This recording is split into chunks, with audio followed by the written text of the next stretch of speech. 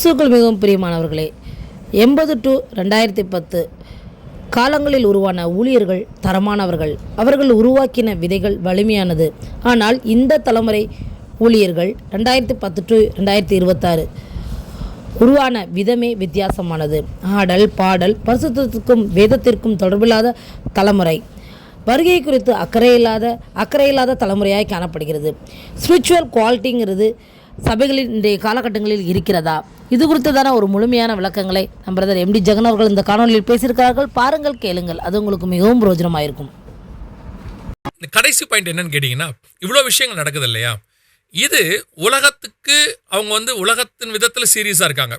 Global வார்மிங்காக இருக்கட்டும், எல்னினோவாக இருக்கட்டும், வாராக இருக்கட்டும், அல்லது எக்கனாமியாக இருக்கட்டும். அவங்க பார்த்தீங்கன்னா அவ்வளோ கான்ஷியஸாக டேட்டாஸ் கொடுக்குறாங்க. எத்தனையோ தொழிலதிபர்கள் நம்ம மோசமான கண்டிஷனுக்கு போகிறோன்றாங்க, யுத்தத்தை பற்றி பேசுகிறாங்க, நிறுத்தத்தை பற்றி பேசுகிறாங்க, இப்படி நிறைய விஷயம் சொல்லிட்டு இருக்காங்க.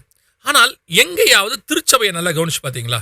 திருச்சபை இதை பற்றின அக்கறை எதுவுமே அவங்களுக்கு இருக்கிற மாதிரி இப்போ நீங்கள் பார்க்க முடியாது. திருச்சபைனா I'm not based upon the denominations or any churches. நான் சொல்கிறது நாம் விசுவாசிகளை குறித்து தான் சொல்கிறேன். நாங்கள் எப்போவுமே சபை என்பது விசுவாசிகளை குறித்து மட்டும்தான் பேசுகிறோம்.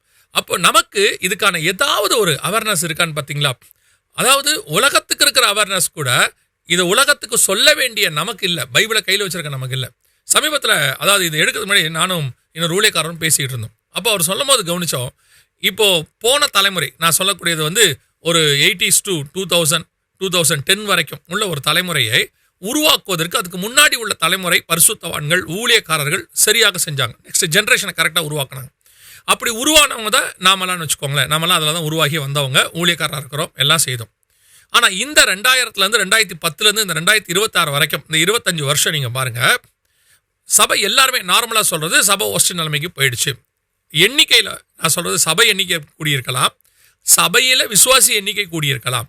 ஆனால் நான் based upon the quality, spiritual quality கூடியிருக்கா அப்படின்னா, விசுவாசிகள் உங்களுக்கே மனசாட்சிக்கு தெரியும், விசுவாசிகளுக்கு தெரியும், ஸ்பிரிச்சுவலி கூடலை. நாம் ரொம்ப ஒஸ்ட் கண்டிஷனுக்கு போயிருக்கோம். ஒரு கூட்டம் பைபிளில் சொல்றதில்ல, பரிசுத்தம் உள்ளவன் இன்னும் பரிசுத்தமாகன்ற மாதிரி ஒரு கூட்டம் ஸ்பிரிச்சுவாலிட்டியில் நல்லா வளர்ந்துக்கிட்டு இருக்கு. ஆனால் பெரும்பான்மையான கூட்டம் நிர்விசானமாய். ஏன் இவங்களுக்கு இந்த தாட் இல்லை? இவ்வளோ விஷயம் நடக்குது. ஆனால் 30 வருஷத்துக்கு முன்னாடி இதெல்லாம் நடக்கவே இல்லை. இந்த வார் கிடையாது, எல்னினோ கிடையாது, குளோபல் வார்மிங் கிடையாது, இவ்வளோ பெரிய பஞ்சங்கள், இவ்வளோ பூமி எதிர்ச்சிகள் கிடையாது. இந்த 25 வருஷம் தான் பூமி எதிர்ச்சி.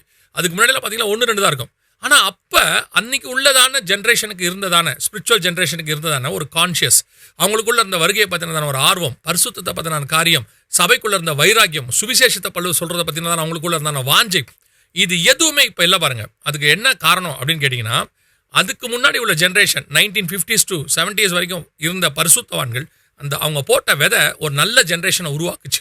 ஆனால் எங்கே தப்பு நடந்திருக்கு அப்படின்னு பார்த்தீங்கன்னா, போன ஜென்ரேஷனில் அடுத்த ஜென்ரேஷனை உருவாக்க வேண்டியது மிஸ் ஆகிருக்கு.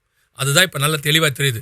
இப்போ இருக்கவங்க எல்லாருமே ஏலி மாதிரி அவங்க சேரில் உட்கார தொடங்கிட்டாங்க, செட்டிலாக தொடங்கினதுனால இப்போ வரப்போகிறதான ஜென்ரேஷன் தான். ஒருவேளை இதில் என்ன முக்கியமான விஷயம்னா, வர ஜென்ரேஷன் தான் வருகையில் எடுத்துக்கொள்ளப்படுகிற ஜென்ரேஷனாக இருக்குது. நிறைய வாய்ப்பு இருக்கிறது. காரணம், அந்த தீர்க்க தரிசனங்களாம் நிறைவேற இடத்துல இருக்குது. ஆனால் இப்போ தான் சபை நிர்வசானமாக இருக்குது.